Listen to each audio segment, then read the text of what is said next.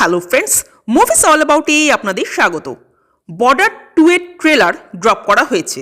এবারের মুখ্য চরিত্রে সানি দেওল ছাড়াও বরুণ ধাওয়ান, দিলজিৎ আর আহান শেঠি রয়েছেন।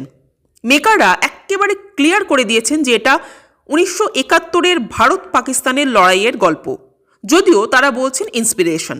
এবার ট্রেলারটা হলো কেমন দেখুন। ট্রেলারটা আমার কিন্তু বেশ ভালো লাগলো।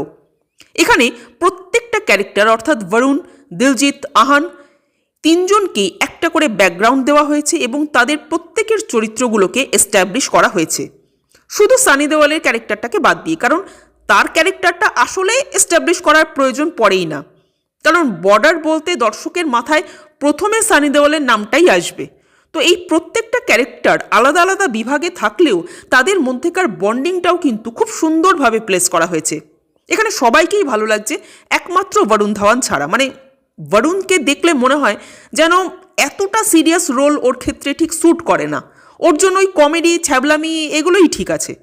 তবে হ্যাঁ, এই ট্রেলারটার মূল আকর্ষণ কিন্তু ডেফিনেটলি সানি দেওয়াল। ওই মানুষটাকে দেখার জন্যই কিন্তু হলে সবচেয়ে বেশি ভিড় হবে, কারণ সানি দেওয়ালের ওই লাউড অভিনয়, চিল্লিয়ে ডায়লগ বলা, ওগুলোই কিন্তু মানুষ বেশি এনজয় করে। আর সানি দেওয়াল ওই ধরনের রোলের জন্য একদম পারফেক্টও বটে।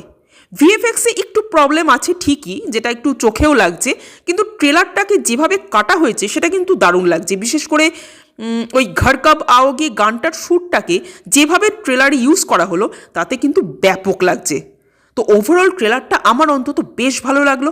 আপনাদের কেমন লেগেছে কমেন্ট করে জানাবেন। আর আমাদের ভিডিও ভালো লেগে থাকলে প্লিজ লাইক, শেয়ার ও সাবস্ক্রাইব করতে ভুলবেন না। Thank you.